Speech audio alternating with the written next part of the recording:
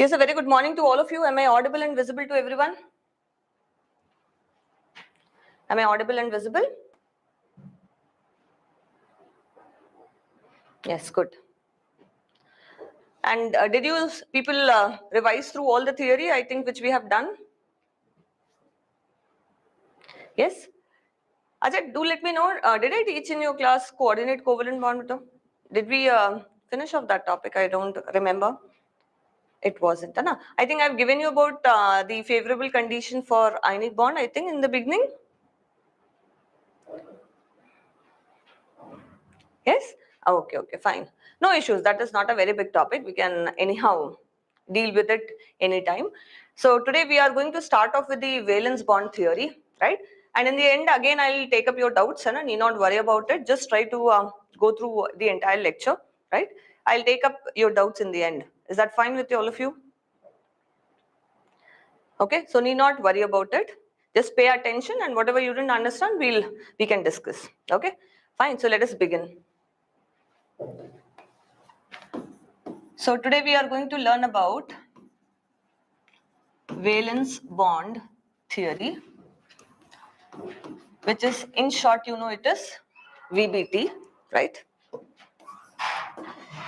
Now this was given by Hitler and London and later on developed by Pauling and other scientists, okay, but initially introduced by these two scientists. Now whenever you read a particular topic, right, so basically what you should be able to do is, you should be able to break this. That means that's trying to say something about how a bond is going to get formed, and they have also used the term valence over there, right? So we already know in the bond formation, it's the valence electrons which participate, okay? So here what we are going to say, that basically these valence electrons, they'll be staying somewhere, right? Staying somewhere means they will be staying, or else they will be found in basically the atomic orbitals, right? So according to this theory, a covalent bond is just formed by the overlapping of the atomic orbitals containing those valence electrons, right? So that's what is the simple statement of this theory, okay? So let us write down. So according to this theory, the covalent bond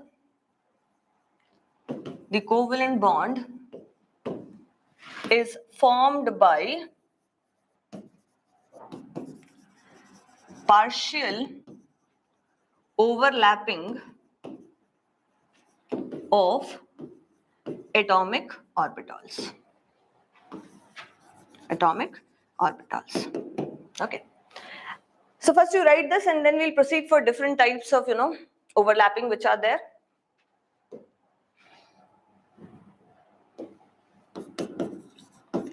Types of overlapping. First finish writing the this particular, what does this theory tries to tell you? You first just note it down.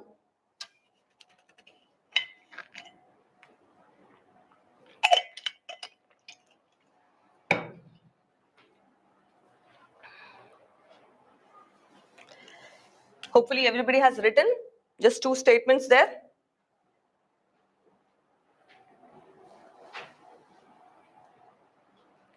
Okay.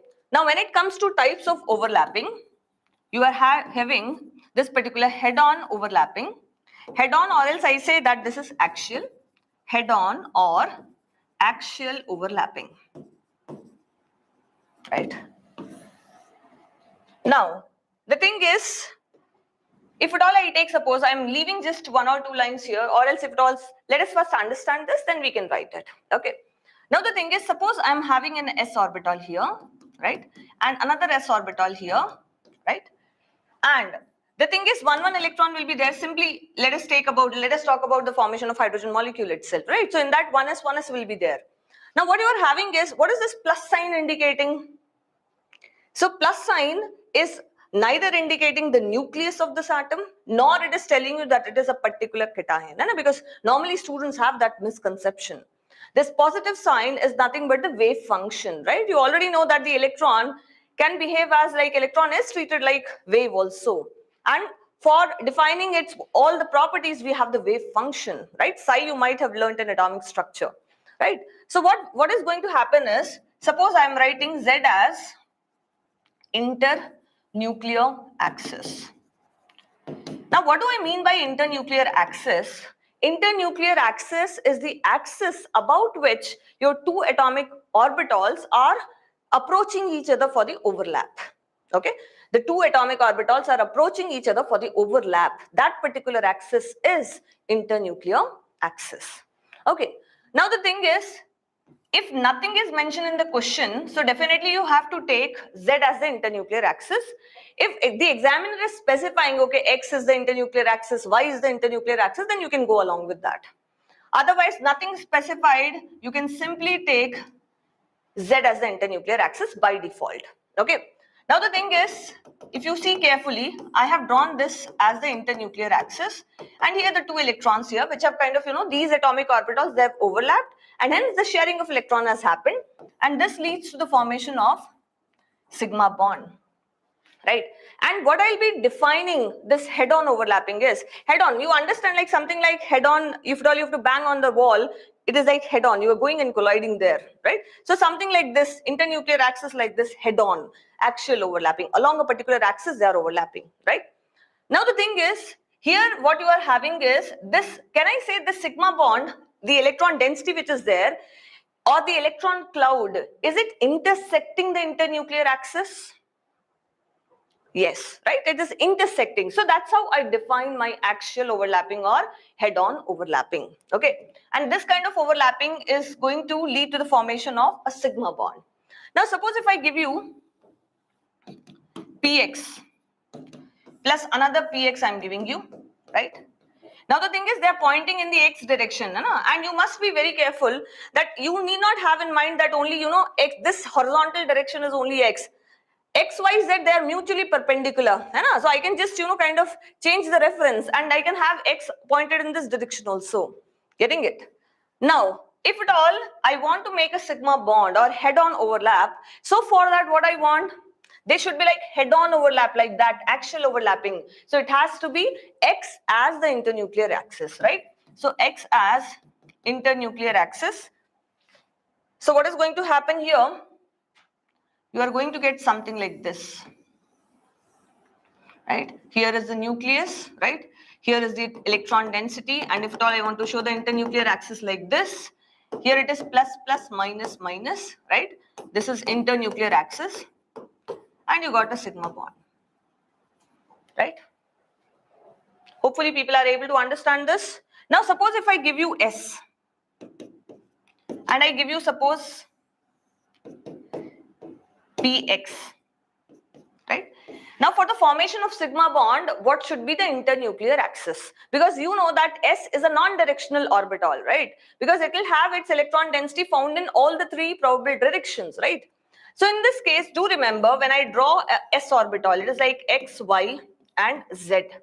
Let me just use a little bit of space so that you can see that properly. I am having this S, okay? It is X, Y and Z. Now what did I bring basically? I have brought the Px, right? So for head-on overlap, are you able to see it has to be X-axis should be there as the internuclear axis, then only sigma bond could be formed, right?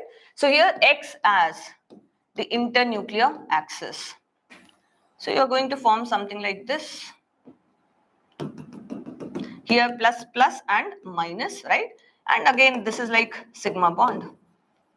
So are you able to understand what is going on? And never ever try to form, a pi bond using S. Always a sigma bond will be formed, right?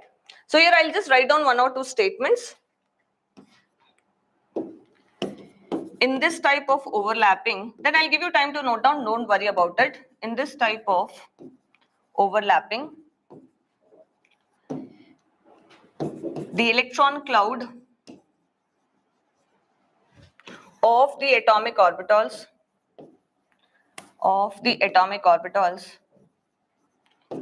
intersect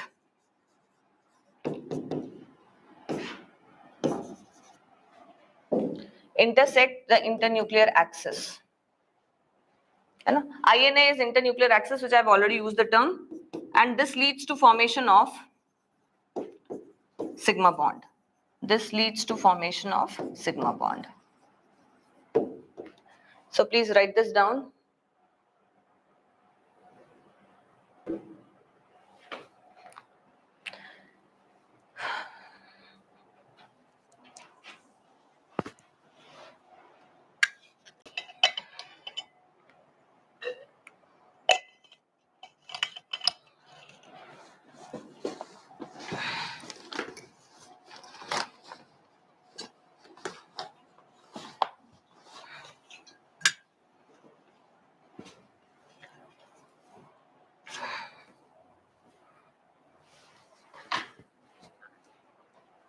And once you are done writing, just let me know.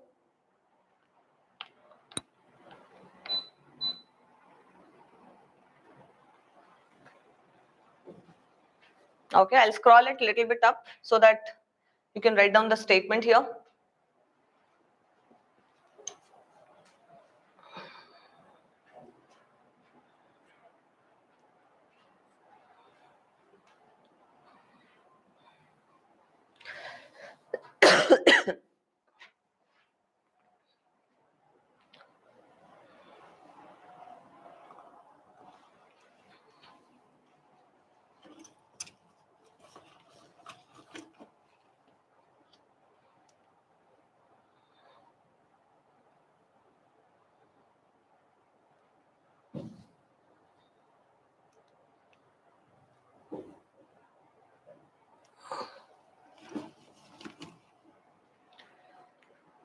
Yes, I hope we have written.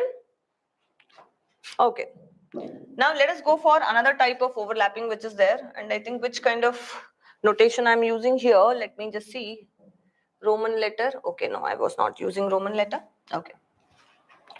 So now, second one is sideways or lateral overlapping.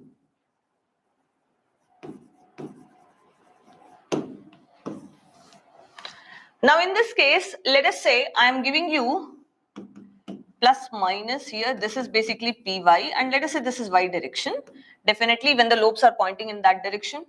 And you are having again one more plus minus, it is also py. Now the thing is, I want to have, kind of sideways overlapping. That means they should be coming like this, not the head on, right? So in that case, what should be the internuclear axis? Anything which is perpendicular to it, either x or z. So imagine bringing them like this, right?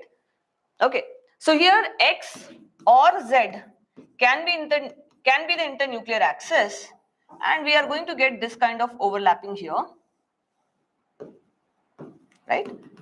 You are having here plus plus minus minus. This is the electron density which you are able to see. I'll call this as a pi bond, and this is your internuclear axis. You might have seen, we can also show like this. This is the pi electron cloud.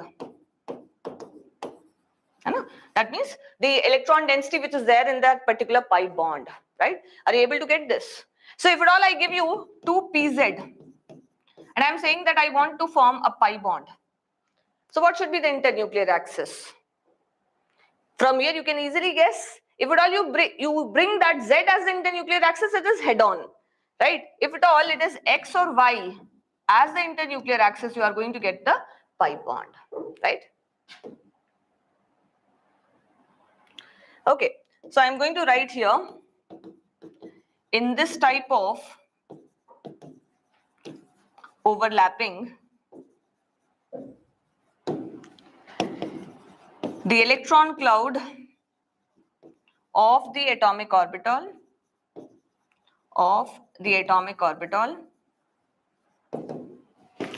do not intersect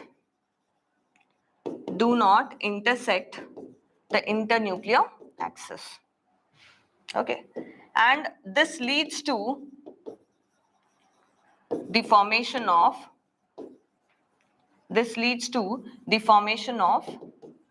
pi bond, right?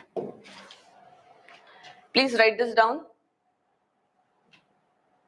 I think everybody might have put the heading which is sideways or lateral, so that you can just write this particular thing. And once you finish off, let me know that you have written.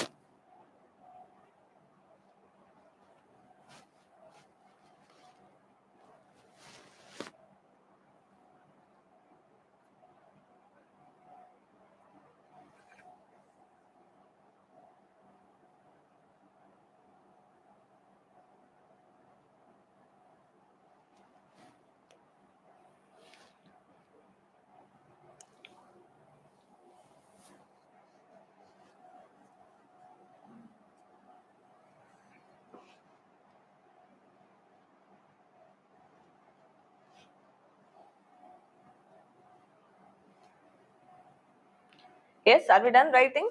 Okay, I'll just little bit scroll it up.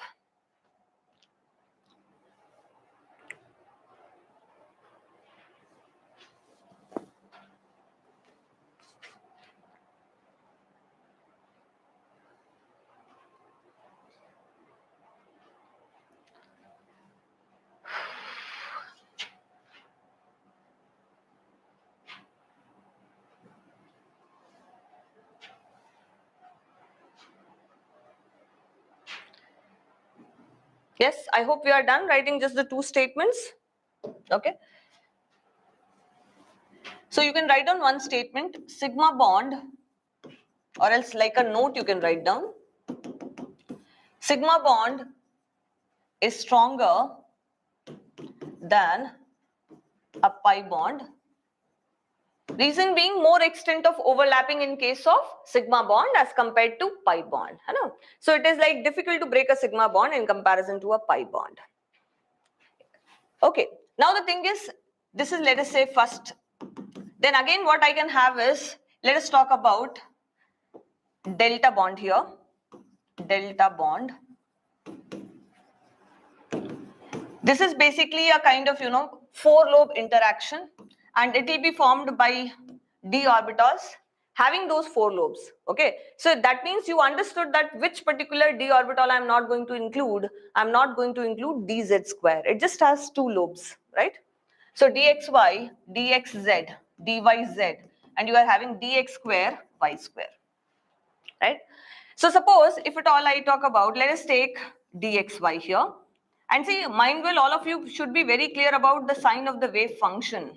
Since you have already studied in atomic structure, you should be very well aware that how the sign of the wave function will be. Plus plus here diagonally, in the diagonal orbitals you should have. Then, if at all I am having another dxy, let us say this is plus plus this time, minus minus. Let me just write down x and y like this only. Now the thing is, if at all I say, I have taken z as the internuclear axis. Z as the internuclear axis means what? You're able to see z will be perpendicular. This out of the plane, you're able to see that. Now what we are doing is, basically, we are taking this particular, dxy orbital, and we are bringing it from the z direction. So it will seem like as if it is a cross. You're able to see this. This is what is the orbital there. I have brought it in the z direction, perpendicular to this. So are you able to see there are four lobes which are interacting with each other? This one interacting with this one interacting with this, right? So basically you'll be having plus plus interacting here. So four lobes, right? So you'll be getting then delta bond. Hopefully you got it. Okay. So the thing is, if at all I ask you about dxz and dxz, if at all you want to form a delta bond, it has to be y-axis. Along y-axis you need to bring. Similarly, dyz, in that case, x should be the internuclear axis for the formation of delta bond. As such, not much will be asked, but since it is already mentioned in your NCERT, so you must have idea that what exactly it is, what exactly is delta bond, right? So please write this down.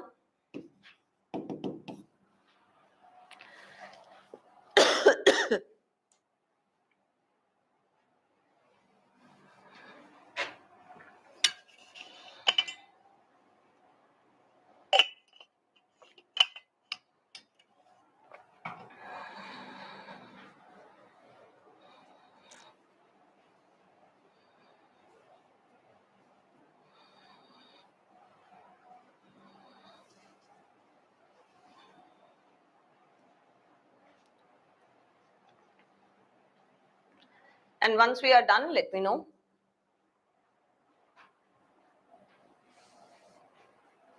Yeah, good. Now let us deal for few more terminologies here. One is negative overlapping. In case of negative overlapping, here suppose if I take an s orbital,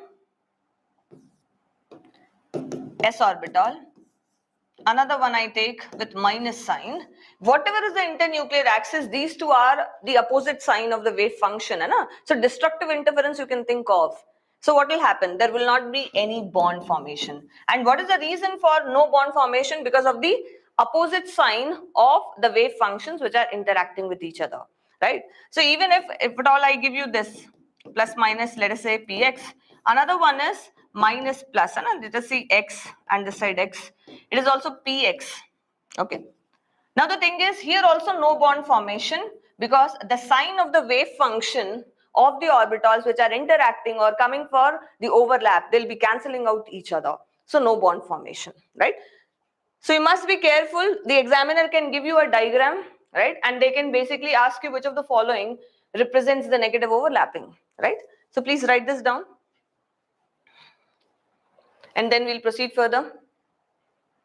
And till now, whatever we have seen, in case of sigma bond, pi bond, wherever that bond formation is happening, so we by default will call them as positive overlapping. And if you carefully observe, their same sign of the wave function orbitals were overlapping, right? So that all is positive overlapping where the bond formation was happening. Okay, and here there is no bond formation, and the reason for no bond formation is basically the opposite sign of the wave functions which we have.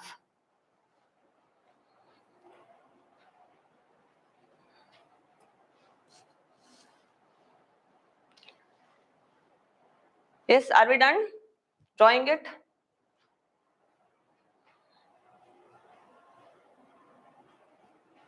Okay. Now, the another one is zero overlapping. Now, in case of zero overlapping, basically, suppose if I give you something like this, I give you plus minus, this is y direction, this is py, and I give you one, this px, right? Now, the thing is, if at all I say z as the internuclear axis, so here I'll say there is no bond which is getting formed. Are you able to see why? See, the thing is you are having py here. So definitely what you are going to have is, you are going to have z direction like this, perpendicular to this board. Right? You are able to see that it is coming out. Now the thing is you are having px, right? So in case of px, what is going to happen? In case of px, what we are going to say is, I'm just lifting this from there and I'm trying to bring it along the z direction, because z direction will also be perpendicular to it now. So what you are making a cross. You are not having any head-on overlapping, nor you are having any kind of sideways overlap, right? So that's the reason no bond will be formed here. Okay, I hope that is clear to you. Right? Now, the thing is, if at all I give you, suppose an s orbital, plus if I give you, suppose, plus minus px, but if I take z as the internuclear axis, again you are going to have no bond formation. No bond formation. Again, it will be like you are just making a kind of, you are doing something like this, overlapping like this. Not possible. Okay, no bond formation will happen there. So zero overlapping, no bond is getting formed because of the direction in which the two overlapping atomic orbitals are approaching each other. Getting it? So please write this down.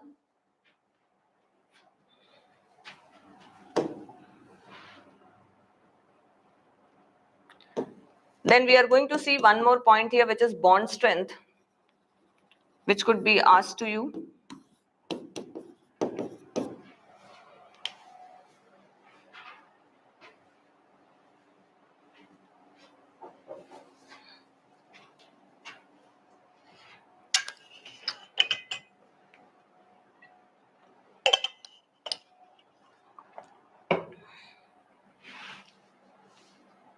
Once you are done, do let me know, then we'll proceed further.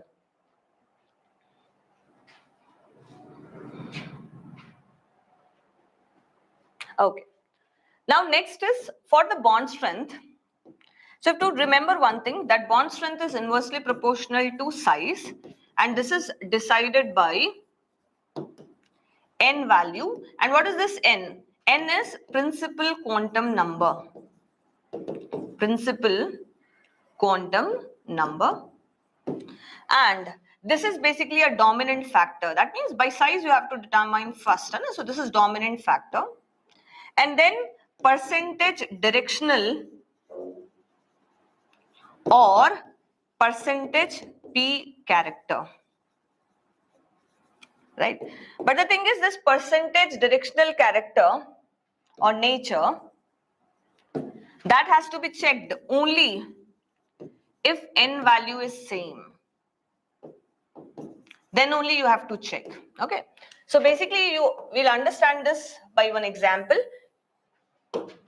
Suppose if at all the examiner can ask you which of the following bond formed is the strongest, or the strength of it is strong. They are talking about sigma bond here. Now suppose if they say that they are having 1s and they are having 2s, right? Now the first thing which you need to observe here is basically the quantum number, principal quantum number value. Okay. So here you are having 1, here you are having 2. Which one is smaller? This first one. So according to size, smaller is the size, higher will be the bond strength. Getting it? Now, if at all I give you something like 1s, 2s and you are having 2s.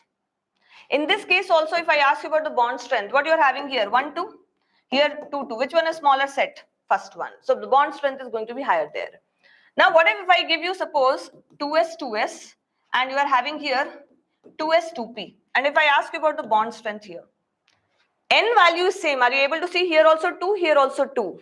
Now you have to see percentage P or directional character. That means we already know that s orbital is non-directional and P is directional, because you will be having like if the lobes of P, they are pointing in x direction, it is px. If pointing in y direction, it is py and pz, so on like that. Now you are having 2s and 2s2p, where you are able to see P more this side. So after having n value same, then only you have to go for this factor. Okay. Suppose if I give you something like 2s2p and 2p2p. N value is again same, more of P character there, right? So hopefully it is clear to all of you. So these are the kind of question which could be asked from this particular VBT. So please make a note of it.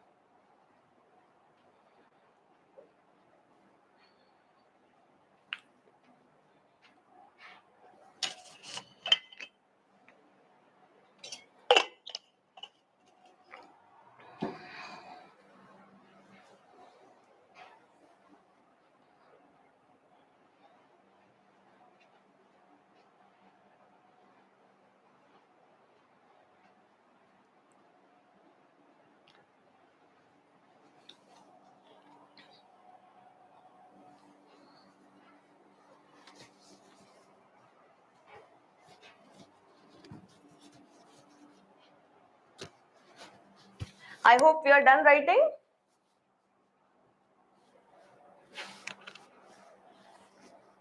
Yes? Okay. So with this, our VBT gets over. So whenever you are, kind of revising this theory, you just need to keep few points in your mind that basically you should stress upon what kind of question could be asked from here. Okay. So you are having basically in VBT, they can give you some of the option and they can ask you which of the following will lead to sigma bond formation, or else pi bond formation, or else no bond formation, or else which represents negative overlapping, which represents zero overlapping. Okay. So they can just give you some diagram and you need to identify, and it's pretty easy, right? And then one more type of question that is basically based upon the bond strength. Okay. So I hope you will be comfortable in that zone. Okay. Now let us move on towards another important theory, which is Vscpr theory.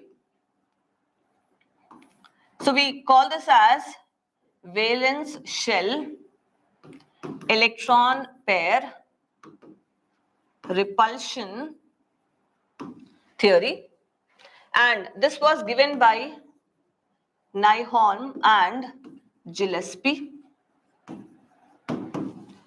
Now again, whenever a particular heading is given to you, you must try to divide it and try to see what you're able to decode from there. So that means at least you'll be getting a rough idea about something what we are going to learn in this. You'll be getting a rough idea about it. Now here you break it. Valence shell, you break it as electron pair, and you have repulsion, right? So where these electron pairs are residing? They are residing in the valence shell. And these electron pairs, they are going to repel each other because they are negatively charged, right?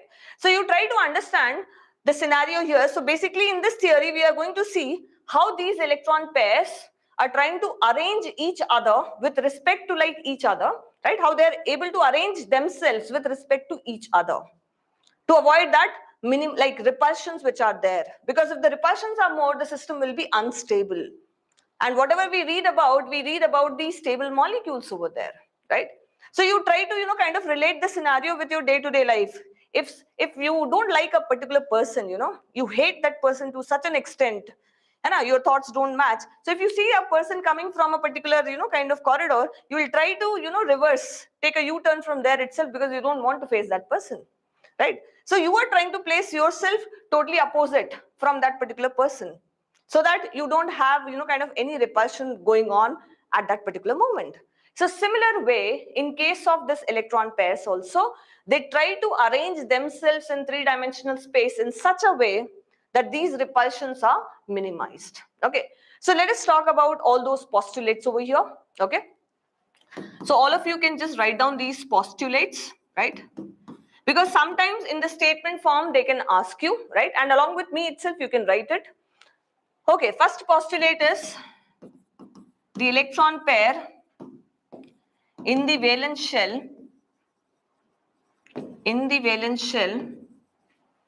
of central atom repel each other. Hence, they try to stay far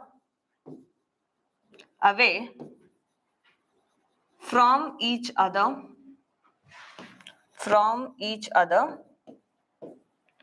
to avoid any repulsion, or else to minimize, that will be better word, to minimize repulsion.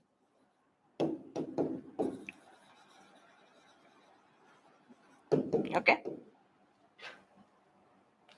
Now, second postulate, the geometry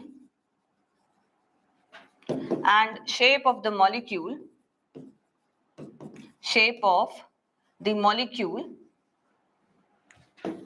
depends upon the number of electron pairs present in central atom, or else present in valence shell of the central atom.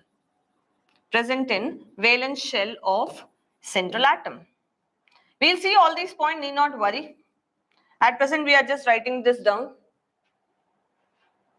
Hopefully, people are writing one point. That's the reason I'm just scrolling it up. Is that okay with all of you? Are you able to write?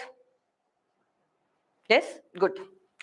Third one is lone pair repulsions. They are much more in comparison to lone pair bond pair repulsion, in comparison to bond pair repulsion.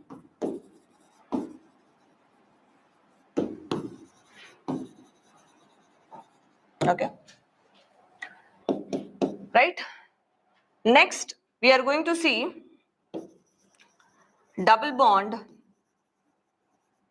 provides more repulsion as compared to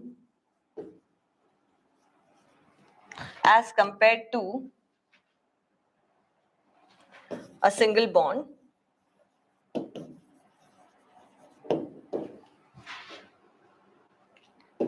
And a triple bond provides more repulsion in comparison to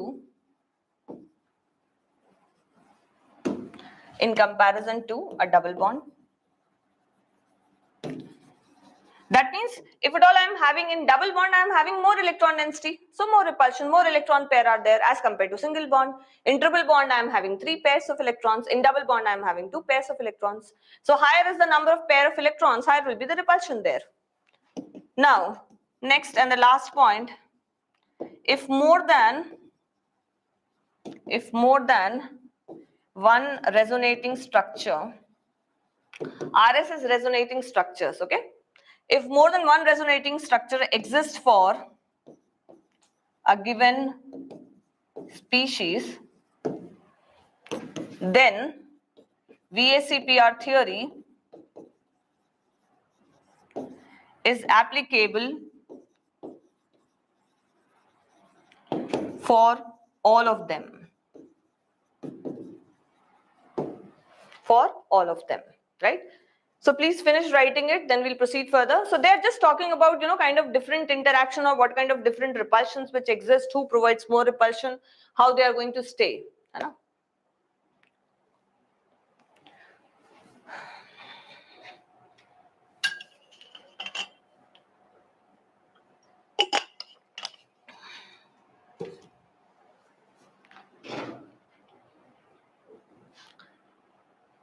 I hope we are done writing, then we can proceed towards making one table which is there. And that is basically very important table.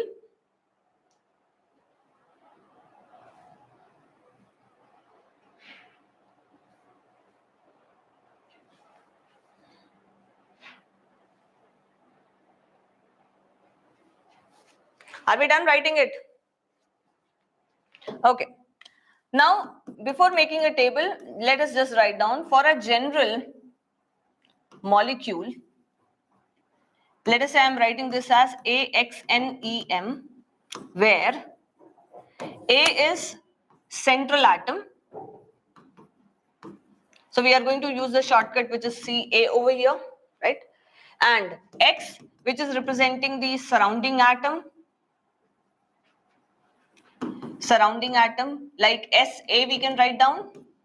N is number of surrounding atom. That means how many surrounding atoms around this central atom.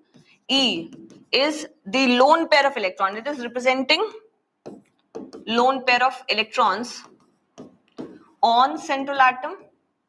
You are having M, which is representing number of lone pair of electrons on central atom.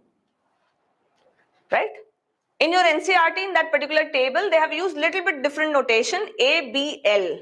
A remains the same, that is for central atom, B for the surrounding one, and L for the lone pair of electron. Here I am just using A, X, E.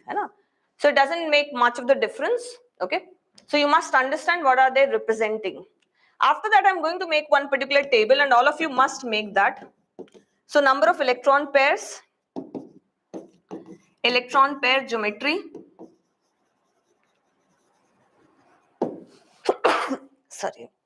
electron pair geometry, or else we say that arrangement of electron pairs, then N value, M value, class of molecule. That means AXNEM, we have to write down some notation here. Then you are having the shape of molecule. And then few examples which I am going to take here. So all of you just make this table which is important, and this table is only the soul of this particular entire Vscpr theory. Hopefully people have written that. So just make this format of the table because I am just going to continue in the same table. Right? So make this and then we'll proceed further.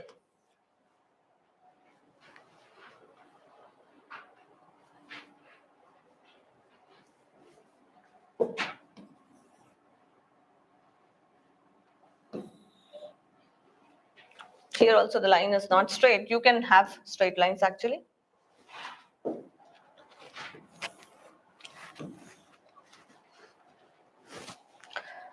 hopefully people are done. Did you finish off making this particular, just this outlook of this particular table? Because then we are going to discuss just one thing. Okay. Now, before starting off this, I just want to take you back to the childhood days of your birthday parties. You might used to be, kind of prepare very nicely, and if at all somebody is giving you balloon to kind of, arrange it nicely. So if I give you 2 balloons, so what is the best possible arrangement that you can be very sure that if I keep balloons like this, they will be like intact there. So basically it used to be linear, right? 2 balloons, you'll be tying it and they'll be like a lobe. If at all I give you 3 balloons, it is going to be trigonal planar, right? And if I give you 4 balloons to arrange, 1 more balloon you tie up, it will be giving you a tetrahedral, right? So now here, let us say I'm saying that 2 electron pairs, right? So the thing is, linear electron pair geometry, whatever are the electron pairs with me, they are going to have linear arrangement. That means simply I'm just writing like this. Don't take this as lone pair, just take that these two are basically the electron pairs. Okay, they could be bond pair, one of them could be lone pair, right? And since I'm saying that at present they both are bond pairs only, so let us say it is 2 and 0. Surrounding atom 2 and number of lone pair on the central atom is 0. So the class of compound becomes AX2 and according to NCERT it will become AB2, right? Shape of the molecule is also going to be linear because we are having AX2 type. And the best example could be your BeCl2, right? Okay, now let us proceed further for the next case. So in the next I am having 3 electron pairs to arrange. So 3 electron pairs could be arranged best in trigonal planar geometry. You will be having something like this, trigonal planar. And here in case of linear, what is the bond angle you are going to have? 180 degree. Here also 180 degree. Now when it comes to trigonal planar, you will be having 120 degree. You are able to see a triangle getting formed and planar. That could be drawn on this plane. If at all I am saying that there are no lone pairs here, all of them they are bond pairs. So I am going to have AX3 kind of, and this is going to be trigonal planar itself. You are having something like this, X, X and X. Again, bond angle is here 120 degree. Best possible example is BF3. We are just writing one example. The thing is, you don't have to mug up all the examples which are given in your text because you can easily find out the geometry and shape, right? Now, let us go for the another case here, which is basically, I am saying 2 bond pairs I am having and 1 lone pair I am having. Okay. So now you can write down this as AX2E type. So imagine that you have removed this. This is the place which is occupied by the lone pair. So what you are able to see the shape of the molecule. It is bent or angular or V shape. You are able to see V shape, bent or angular. So it will become bent or angular, or else we can call it as V shaped. So it is something like this, X, X, here lone pair. Now definitely the bond angle here, this is going to be lesser than 120 degree because of the lone pair bond pair repulsion. Okay. So here one such example is SO2. Now focus on what I'm trying to tell you. If at all somebody asks about SO2, what is the electron pair geometry? So you just have to see how many things to be arranged around the central atom. Those things could be combination of bond pair and lone pair or else all bond pair. So here in case of SO2, we'll be having basically 2 bond pair and 1 lone pair. So still 3 things to be arranged. Those are our electron pairs. So basically the electron pair geometry is trigonal planar.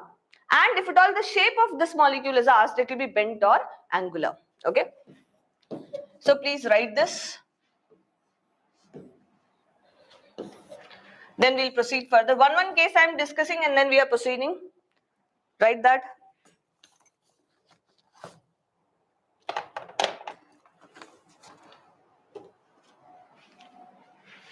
And once you are done for this third 3 electron pairs, you can just do thumbs up so that we can proceed further.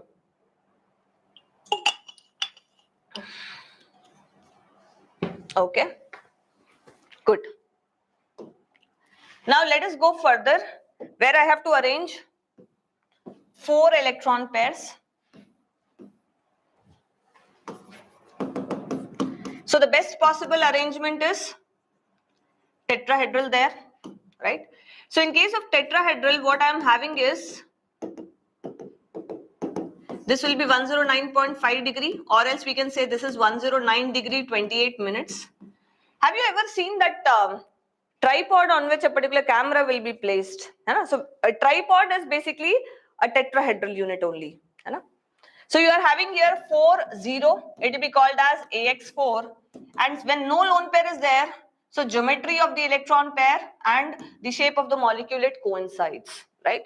So you'll be having here AX4. Bond angle being exactly 109.5 degree. Let us say you are writing here CH4 as the example.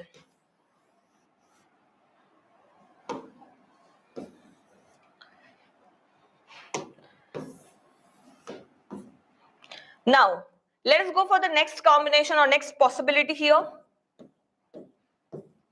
What you can have is 3, 1. So at that time, AX3, that means you are having 3 bond pair but 1 lone pair, right? So in that case, you are going to have trigonal pyramidal as the shape. NH3 is one such example. You are having a lone pair here. You are having XX here, right? And if at all I talk about this theta, this is going to be lesser than 109.5 degree, right? In case of ammonia, it's around 107.3 or 4 degrees, right? But the thing is, in general, because of this lone pair bond pair repulsion, this bond angle is no longer 109.5 degree, okay? Now, next, you are having, if at all, in this case, 2 lone pair, 2 bond pair, suppose.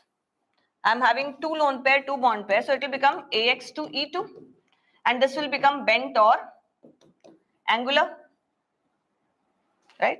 So you're having here 2 lone pairs, XX. So again here theta is going to be much less in comparison to, much less in the sense, it's not too much that it is 109.5 and it is 90 degree. It's like, if at all you consider the case of water, you will find out that it is basically, kind of lesser. It's 104.5 degrees. So it is that much less, not very, very less. But only to distinguish between these two, I'm writing this. Okay. So please write this down, all the 3 cases here. For the case of 4 electron pairs. And I'll show you a particular model also. You're able to see a tetrahedron. You're able to see a tetrahedron. It's not a planar stuff, right? Now the thing is, basically, if at all it is like all bond pairs are there, so the all bond angle will be 109.5 degree. If at all, imagine my hand, it is showing the kind of this particular lone pair is there. So are you able to see it is not trigonal planar, it is not fitting in the plane of the palm. It's still a kind of a structure which is not planar. It is a pyramid. Pyramid having trigonal base or triangular base. So that is the reason we call it as trigonal pyramidal. All of you are able to see that, right? Now, the thing is, if at all I have 2 lone pair, are you able to see this is bent or V or angular? Right? You're able to see? Okay. So please write this quickly, then we'll proceed further.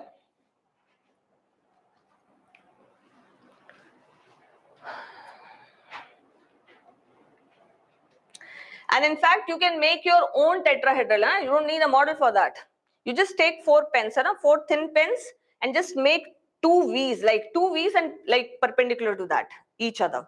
You'll be able to get the tetrahedral. Hopefully now people have written this.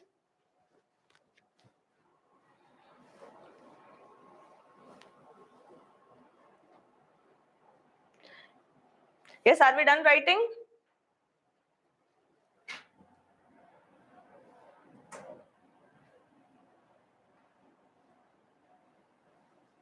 Okay, now let us proceed further with the case of arranging 5 electron pairs. So if at all I am having 5 electron pairs to arrange, so I'll be having trigonal bipyramidal geometry. In short, we call it as Tpp geometry, right? Now here, few things which are important. We are going to discuss that first. So in case of TPP geometry, I can show these positions like equatorial. This is like axial, right?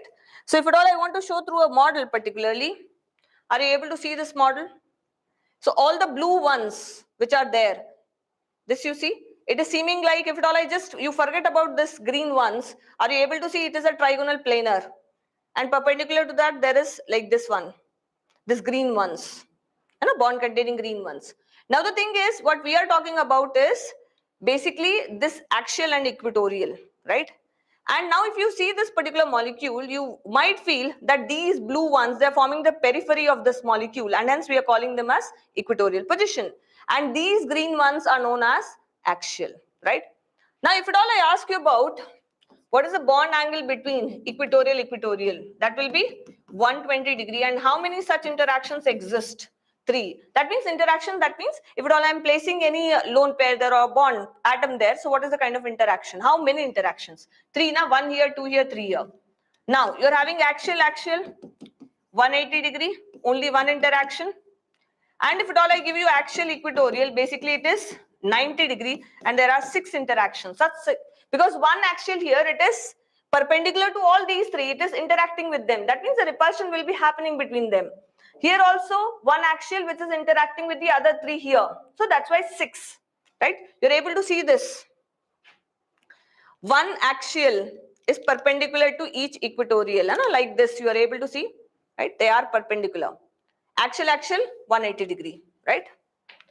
Now the thing is, if at all I have to place a lone pair, I'll be placing that lone pair on the equatorial, not on the axial. Because if at all I'm placing the lone pair on the axial, so that particular lone pair is going to face 90 degree repulsions, 390 degree repulsions, okay? From this. So more closer means more repulsion, na? So that the thing is, 390 degree repulsions are high. And if at all I place it on equatorial position, so at that time, it will be just facing 290 degree repulsions. So where it is more stable? In case where you are having at equatorial, because 90 degree repulsions are reduced, right? Or the repulsions are minimized there. So I'll say lone pair on equatorial, E is for equatorial.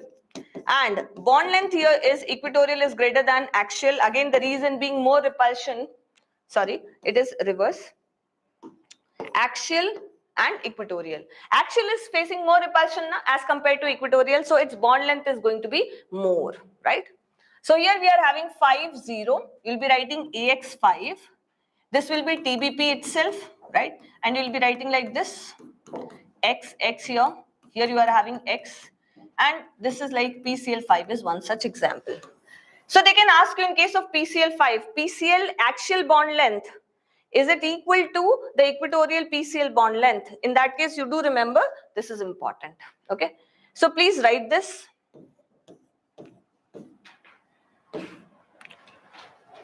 Then, if at all I am having 4 bond pair, 1 lone pair, I'll be writing this as AX4E. It is known as like seesaw or else distorted tetrahedron, or else I'll be calling this as folded square. See, the NTA, they are very good at, kind of asking about these uncommon names. So you must remember that. So in this case, what you are having is X here. X, I am having 1 lone pair and now we have decided where to put it. We have to put it on equatorial, and SF4 is such example, right? Now the thing is, let us see that. Suppose I am having this, so one of the blue places which I am having, I am replacing it by a lone pair. So just tilt it like this. Are you able to see a seesaw? Imagine yourself sitting here and your friend sitting here. Seesaw, which you might have played in your kindergarten days, right? So that's what. Even here also you can imagine. You just tilt it like this and then you can imagine you and your friend playing over there in your childhood days. So please write up to this, then we'll proceed further.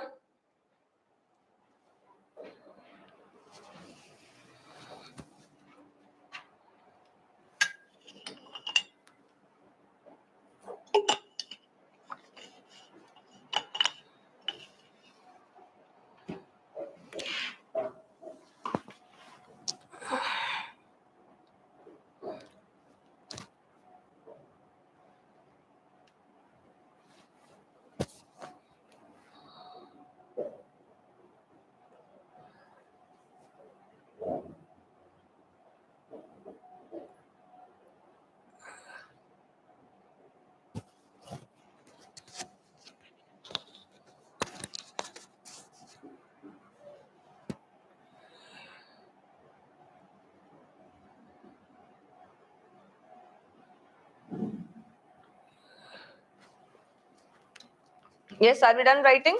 Okay. Now let us proceed further. There are two more cases here. In this, we are having 3, 2, which is AX3, E2, and we call this as T-shaped. Again, one more lone pair, so I'll be placing it where? I'll be placing it on equatorial. So I'll be left out with this AX3. So you are having CLF3. One such example, okay, it will be T-shaped. Again, for CLF3, if somebody asks about the electron pair geometry, so the answer should be TPP only, but the shape will be T-shaped, okay. Now, if at all it is 2, 3, that means this time you are having 2 bond pairs but 3 lone pair, so it will become linear. Because now you have to place all those lone pair of electrons on the equatorial. So your example could be basically XEF2 here, right? So let us just revisit this particular molecule, right? So you are having, if at all of them they are there, so it is ideal, geometry and shape is coinciding, right? But if at all I hide or else I place one of the lone pair, so you got seesaw, right? If I, kind of have 2 lone pairs, so are you getting a T shape there? Like this, all of you are able to see T-shaped. Now one more gone, so you'll be getting a linear one, okay?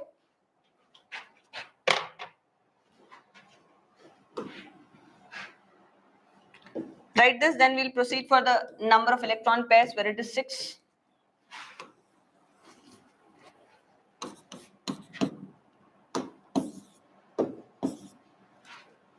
And once you are done, let me know.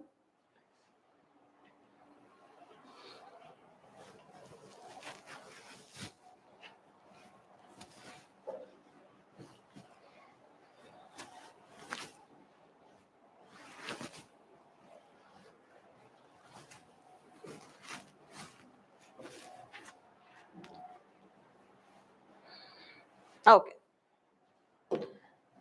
Now when it comes to 6 electron pairs, so basically I'll be getting octahedral, right? So in case of octahedral, there is nothing like axial or equatorial, right?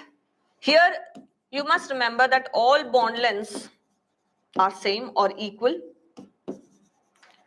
But if at all I ask you how many 90-degree interactions are there, there will be 12. How many 180-degree, you will be having basically 3. You are able to see 180-degree interaction, this 180-degree, this 180-degree, this 180-degree, right?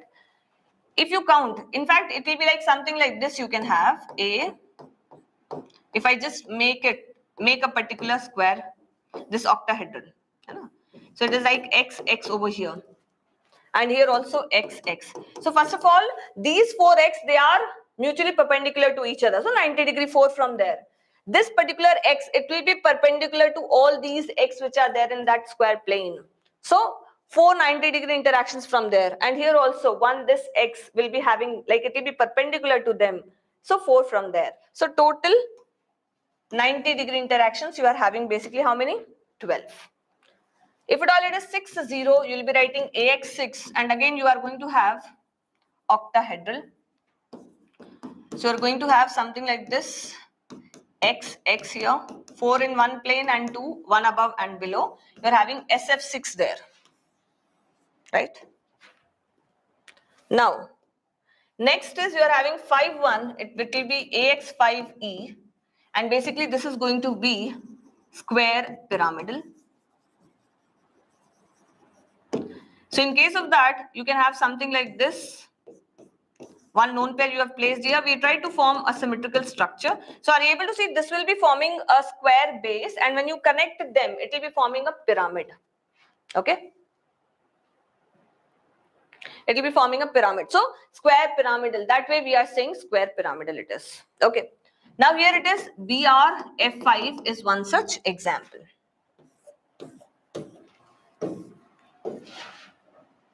And if at all I am having 4, 2, that means 4 bond pair but 2 lone pair, you are going to get square planar. Basically, if at all you get 2 lone pairs, always try to put them like as far as possible, and that is only possible if at all they are placed 180-degree apart from each other, right? So you are going to have something like this here, which is you have placed x, x, all of them in one plane. You are having one lone pair here, one lone pair here. So you can have x, e, f4. Getting it? So please make sure that you are writing it.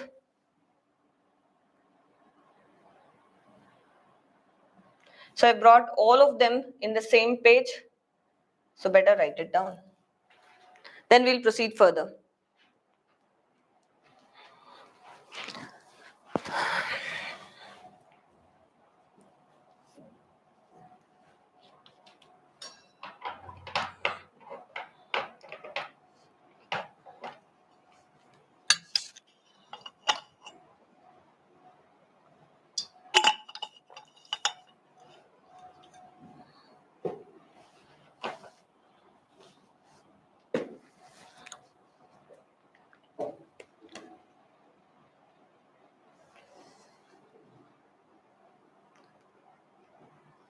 Did we finish writing it?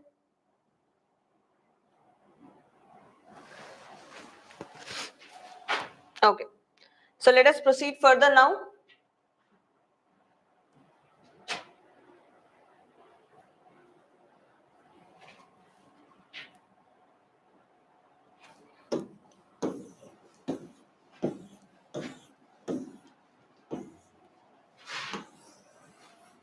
So this time you are having 7 electron pairs to arrange around the central atom. So I'm going to have pentagonal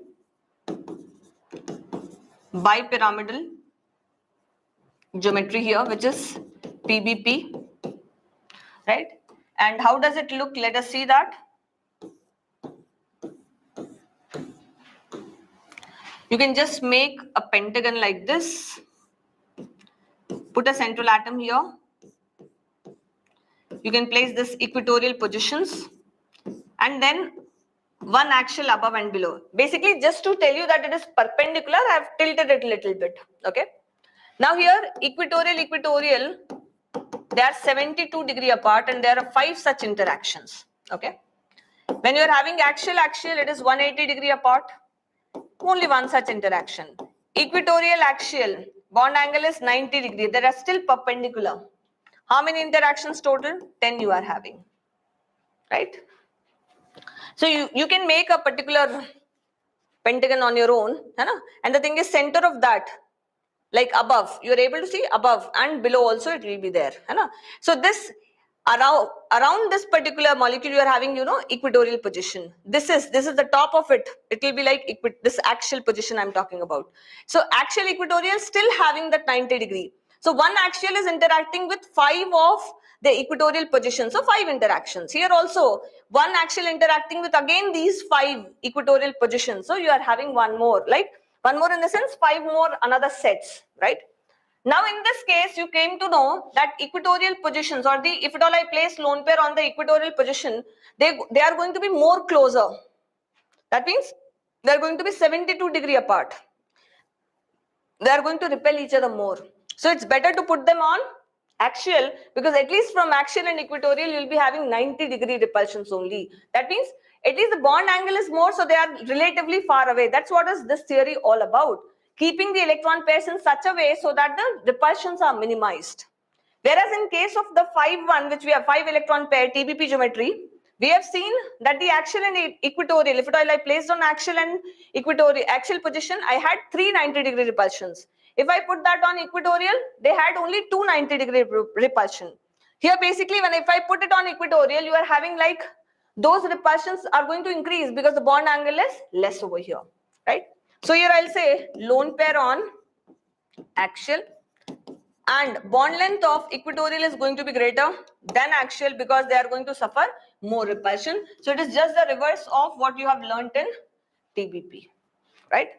So here if at all I write 7, 0, you are having AX7, it is PBP, and you are having basically IF7 as the example over here, right? So you can simply place like A here, X over here, and 1x above, 1x below. AX7. Now if at all I give you 6,1, it is AX6E, and I call this as capped or distorted octahedron. You will be having XEF6 here. So basically we are not having a proper octahedron. That's the reason we are calling it as capped or distorted. So how does it look like? You first make a octahedron like this. This is only octahedron, a square base and one above and one below. Then what happens is a lone pair, it tries to kind of just roam around here and there, and it is trying to come out of that particular one of the triangular faces of that octahedron. So that's what we say, distorted octahedron. Okay. Now the last case in this,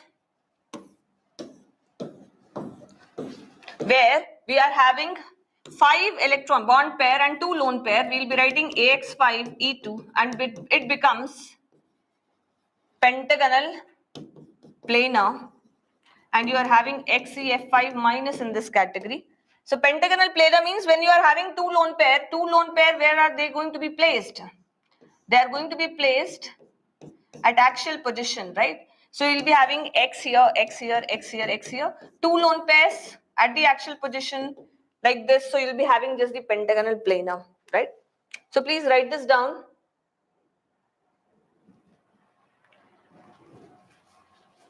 And then we'll proceed further.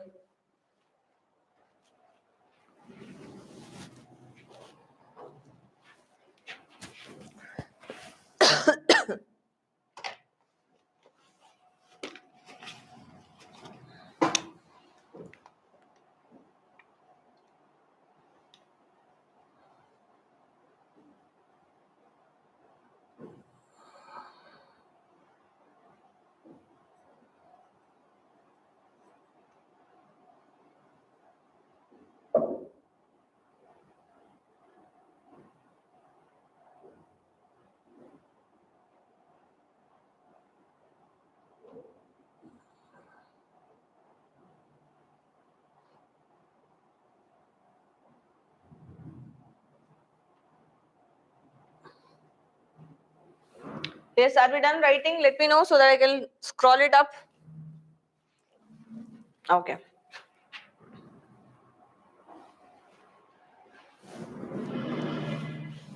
So this table should be like totally there in your mind, and this example, if at all it is not there, need not worry. But at least what are the possible electron pair geometry? What is the shape of a particular molecule? Because of the presence of the lone pair, the shape is going to differ.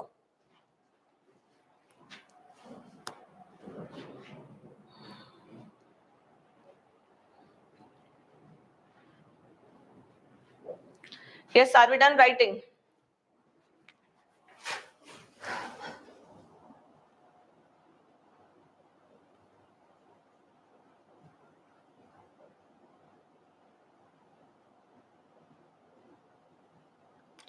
Okay, if there are any doubts, let me know. If there are any doubts, let me know. Is there any issue in all those 7 cases which we have discussed? Because this particular table is the soul of this entire Vscpr theory. Is there any doubt to any particular person? You're free to ask.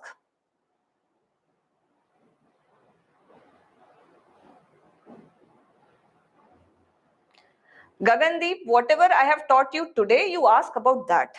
I need to be very specific. In today's lecture, whatever you are having doubt. No, Ashfaq, you cannot have lateral overlap with dz square. You are having one donut there, which is negative sign over there. So dz square and s, they can form that particular sigma bond. You won't involve dz square for the pi bond. Yes, any other doubt?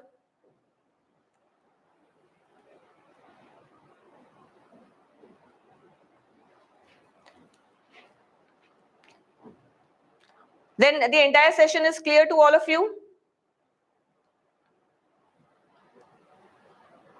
Yes, and simple as far as NEET level is concerned, you just have to you don't have to bring much of the d orbitals overlapping there, So the thing is, you just be very clear about S and P. That is more than sufficient, है ना?